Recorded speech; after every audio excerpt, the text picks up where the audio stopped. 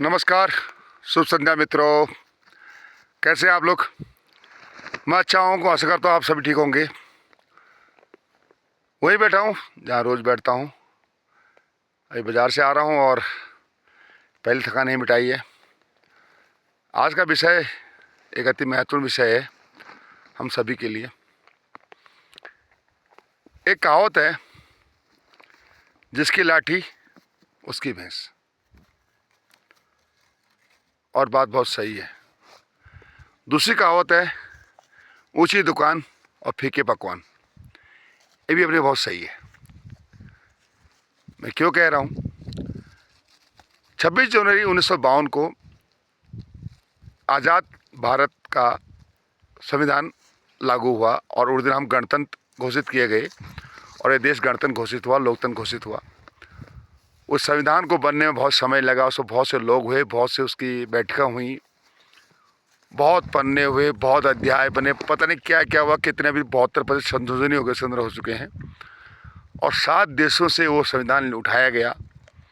उन देशों से उठाया गया जिन लोगों ने हमारे यहाँ संविधान बनाने के लिए हमारे देश की वेदों को, हमारी मनु संहिता को, इनको पढ़ के अपना संविधान बनाया था। और हमारे लोगों ने उन देशों से वो संविधान उठा के यहाँ डाला। ये भी एक मज़े की बात है। जिन देशों का संविधान का हिस्सा हमारे संविधान का हिस्सा बना, उन देशों ने हमारी मनुस्मृति, हमारे वेदों को, हमारे पुराणों को पढ़ के अपना संविधान बनाया था। लेकिन हमारे देश में, हमारे ही देश के वैदिक कालिक जो ग्रंथ हैं, जो इतिहास है, उसको झुठला कर आसानी से उस उनके लिखित इतिहास को अपना संविधान बना दिया गया। उस समय ये भी कहा गया कि अगले 10 वर्षों तक अति पिछड़े, दलित, गरीब, दबे कुचले जो तबके हैं, उनको मुख्य धारा में लाने के लिए 10 वर्षों तक उनको आरक्षण दिया जाएगा। ये उस वक्त लिखा गया, सिर्फ मात्र 10 वर्षों के लिए।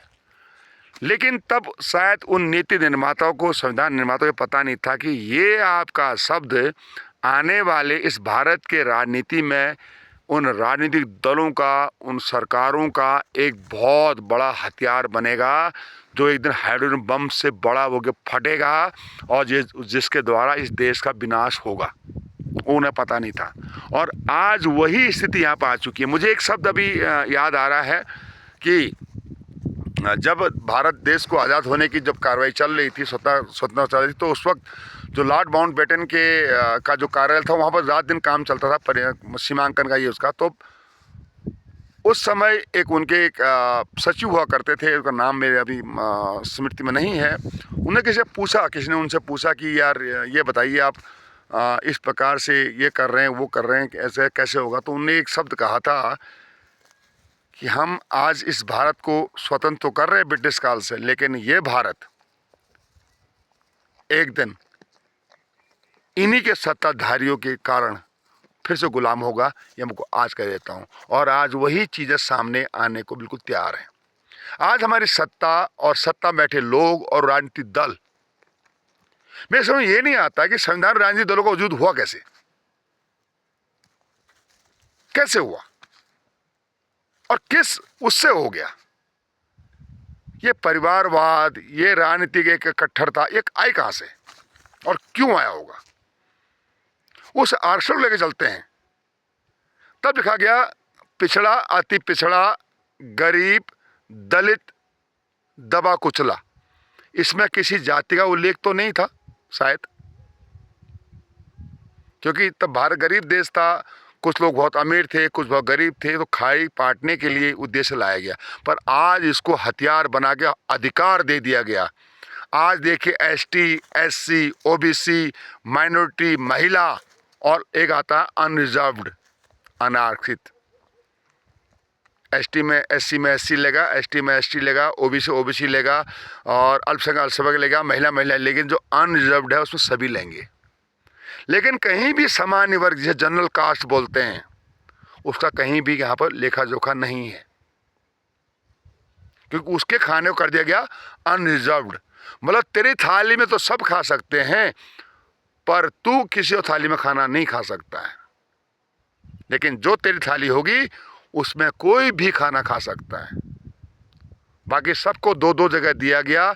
और एक जो सामान्य वर्ग जिसे कहते हैं यहाँ, जो जिसे बोलते हैं मेजोरिटी, जो मेजोरिटी है सामान्य वर्ग, समान कहा गया मेजोरिटी को, ठीक है, उसको बोला गया भाई तेरी थाली में कोई भी खाना खा सकता है। पहली बात तो सरकारी नौकरियां हैं कितनी? लगातार आप प्राइवेट सेक्टराइजेशन कर रहे हैं, नौकरियां कम कर रहे हैं।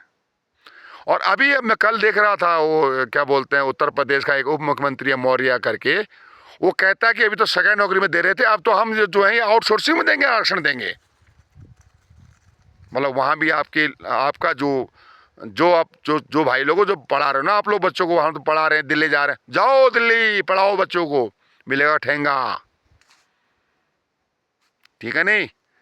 जब -40% पे एक पीजी बनेगा, डॉक्टर स्पेशलिस्ट बनेगा, -40% दे दिया उनके, -40%, मतलब एक तो पन्ना खाली रखना होता, 0 आएगा। अब पन्ने को तो लकीर मार दो, काट छाटो तो -40 आ जाएगा। वो भी क्या बन जाएगा? विशेषज्ञ डॉक्टर बनेगा। और आपकी कट ऑफ निश्चित है, उससे नीचे आपका बच्चा नहीं बन पाएगा। यह है हमारी कौन सरकार? सनातनी सरकार, समझ गए? तो यही है कि ये अपने लिए वोट चाहते हैं, इनको और कोई मकसद नहीं है। नाम मोदी का है, नाम योगी का है, लेकिन उसमें एजेंडा सिर्फ इनका है। इनको खुद बनना है, इनको अपने बेटे बनाने हैं, अपने बहुआ बनानी है, अपने साले बनाने हैं, अपने भांजे बनाने हैं, अपने भतीजे बनाने हैं, सब मंत्री बनाने हैं भाई, या सारे IAS IPS या IFS बनाने हैं।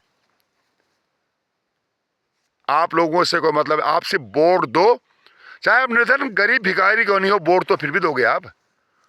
और उन दिनों ये आपको सर पर चढ़ा के बैठाएगा, खीर खिलाएंगे आपको ये, और वोट दिलाएंगे आपसे। और जब आपने वोट दे दिया, फिर यही चलता रहेगा जो चल रहा है। कल ही मौर्य विधानसभा में बोल रहा था भाई, मैं देखा मैंने मौर्य को बोलते हुए, बोला सरकारी नौकरी तो क्या, अभी तो हम जो आउटसोर्सिंग में भी देंगे, आरक्षण देंगे। बोले आपके लिए कई जगह नहीं है, ठीक है, हो सकता है कल आपके लिए हवा सांस लेने में आरक्षण आ जाए कि आपको हवा लेने का समय आपको अलग दिया जाएगा, इस पानी में आरक्षण हो जाए, होगा इस समय के साथ, क्योंकि इनको वोट चाहिए, इनको सरकार बनानी है, इनको विरोध सहन करना नहीं आता है। तो अगर आप सोते हो तो सोए रहिए। उत्तराखंड के पहाड़ी इलाके की बात करता हूँ, यहाँ औसत जो हमारे युवकों की नवयुवक शादी का उम्र वो आ गई है 28 साल, औसत कहता हूँ मैं, 28 साल औसत हो चुकी है कि वो अभी तक विवाहित नहीं हो पा रहे हैं। अभी इस साल की बात का 25 बीत गया और 30 तक पहुँच जाएगा ये 32 साल औसत कि उनका विवाह नहीं हो पाएगा। क्यों? कि एक ऐसा शगुफा छोड़ दिया गया है लड़कियों बीच में, युवतियों बीच में, कि सरकारी नौकर ही चाहिए, देहरादून दिल्ली मकान ही चाहिए, हल्द्वानी काशीपुर कोटद्वार रुद्रपुर खटीमा मकान चाहिए तो ही शादी करेंगे, शादी नहीं करेंगे हम लोग। एक सोशल मीडिया का बिल्कुल एक सोशल मीडिया वॉर है ये, जो चाहे व्हाट्सएप यूनिवर्सिटी हो चाहे कैसे हो, जो फोन पर आ रहा है, और उससे पूरा पहाड़ को खाली करने का पूरा प्लान तैयार है। इससे मास्टर प्लान कह सकते हैं आप। लड़कों शादी नहीं होगी, लड़कियां जो है देख रहे हैं, आज वो भाग गई, आज वो गायब, आज वो गायब, आज वो गायब, गायब हो गई। लड़के को शादी में कुल कैसे बढ़ेगा? कुल नहीं बढ़ेगा। 100 में से अगर 70 शादी नहीं होगी, 30 की शादी होगी, 29 अगली बार वही कहानी होगी। तो एक दिन इस पहाड़ का जो मूल निवासी है उसका अस्तित्व खत्म होगा, और फिर यहाँ वो आएंगे जो सिर्फ इनको वोट दे रहे होंगे, जो इनके हाथ की कठपुतली होंगे। इसको समझ लीजिएगा, बहुत गहरी साजिश है जो चली जा रही है। और जो लोग आज उस सत्ता में बैठे हुए हैं तुम्हारे वोटों से, उनके बच्चे यहाँ एक नहीं है, वो सारे विदेश में पढ़ रहे हैं और वहीं सेटल हो रहे हैं। अगर आस पास नजर घुमाना, आप जितने नेता आपके आज उत्तराखंड सरकार में हो या केंद्र सरकार में हो, उनका खंगालिएगा बायोडाटा। अगर उनके बच्चे परिवार यहाँ मिल जाए आपको तो मुझे बता दीजिएगा। उन्हें पता है कि जब तक हम हैं तब तक हैं, नहीं तो बाद में हमारे यहाँ कुछ नहीं है, तो चलो यहाँ से। और वो निकल चुके और बाहर जा चुके। तो बाकी अब विचार आपके हाथ में है, आपने क्या करना है। 27 आपके सामने है, और 32 सामने आएगा, उससे पहले फिर भी 29 सामने आएगा। वोट आपका है, आपने क्या करना है और क्या नहीं करना है ये आपके हाथ में है। फालतू में कुछ कहूँगा नहीं, देखिए, सोचिए और समझिए। अगर भविष्य चाहते हो तो निर्णय कठोर लेना पड़ेगा, और नहीं जो मिला खुश हो। तो जय हिंद, जय भारत, जय उत्तराखंड, जय पहाड़, जय पहाड़ी।